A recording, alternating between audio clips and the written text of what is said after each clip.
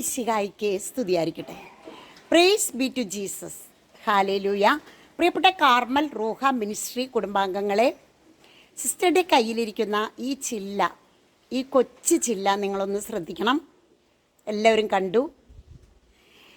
ഇവിടെ സിസ്റ്ററിൻ്റെയും മരിയൻ കൂടാരത്തിൽ പ്രാർത്ഥിക്കാൻ വരുന്ന ആനി ചേച്ചി എന്നൊരു ചേച്ചി, ആ ചേച്ചിയുടെ വീട് നിറയെ ഈ ഒരു ചെടിയാണ് നിൽക്കുന്നത്.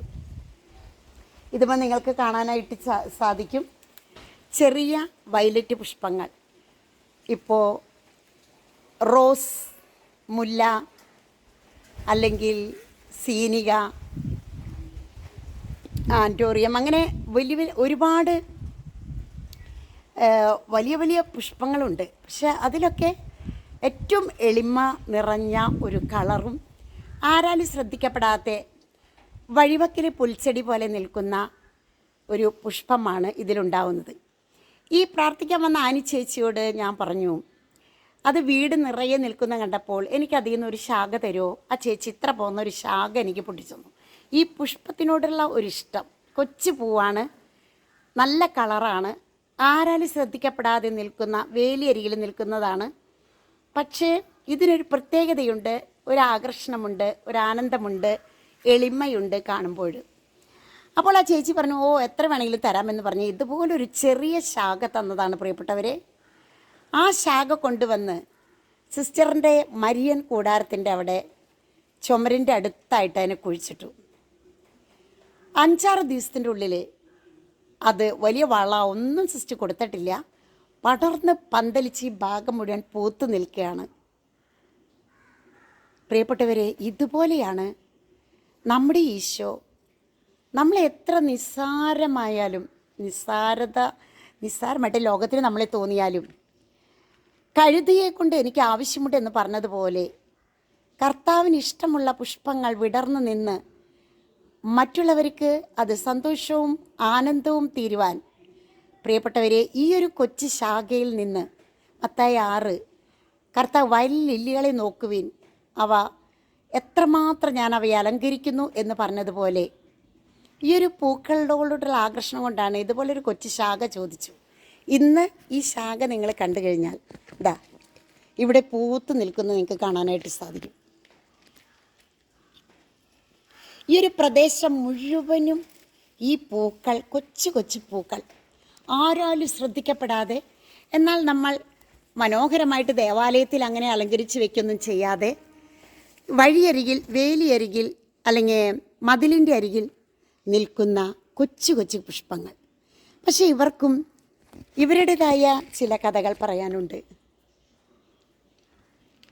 എളിമ എന്ന പുണ്യം. ഈ പൂക്കൾ കാണുമ്പോൾ ആരാലും ശ്രദ്ധിക്കപ്പെടുന്നില്ല, ഏറ്റവും നിസ്സാരമായൊരു പൂക്കളായിട്ട് തോന്നും. ഒരു ദിവസം സിസ്റ്റർ പള്ളിയിൽ വെച്ചു, ഒരു ദിവസം പോലും വയ്ക്കുമ്പോഴേക്കും ഇവർ വാടിപ്പോകും, അത്രയ്ക്കും നിസ്സാരമാണ് ഈ പൂക്കൾ.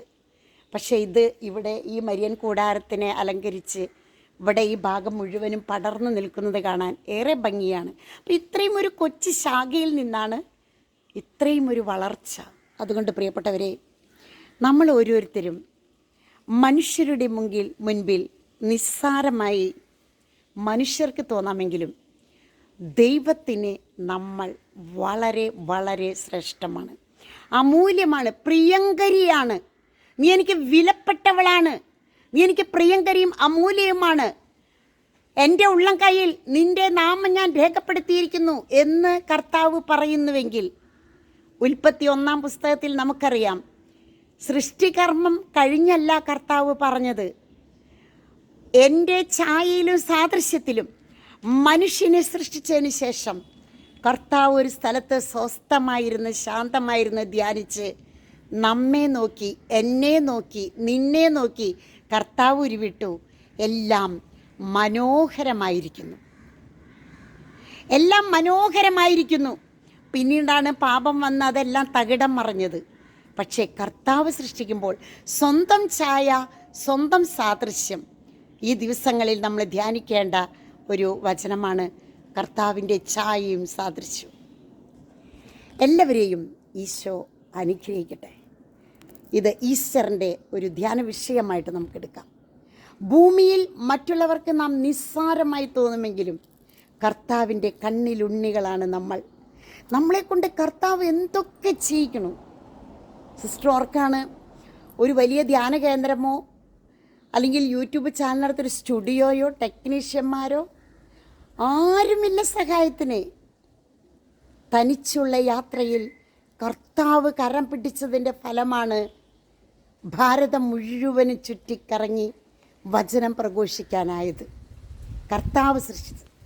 അപ്പോൾ ഈ പൂക്കളെ പോലെ, ചെടിയെ പോലെ ഒരു ചെറിയ കമ്പ് നട്ട് ഇതുപോലെ ആയിത്തീരണമെങ്കിൽ കർത്താവിൻ്റെ കരം, പ്രപഞ്ച സൃഷ്ടാവായ ദൈവത്തിൻ്റെ കരം ഈ ചെടിയിൽ എങ്ങനെ പ്രവർത്തിച്ചുവോ, ഈ പൂക്കളിൽ എങ്ങനെ പ്രവർത്തിച്ചുവോ, ഈ പൂക്കൾ മറ്റുള്ളവർക്ക് കാണുമ്പോൾ എത്ര കൗതുകകരവും ആനന്ദകരവുമാണോ, അതുപോലെ നിന്നെ ദൈവം കരുതുന്നു. നീ ദൈവത്തിന് കണ്ണിലുണ്ണിയാണ്. ആമേൻ.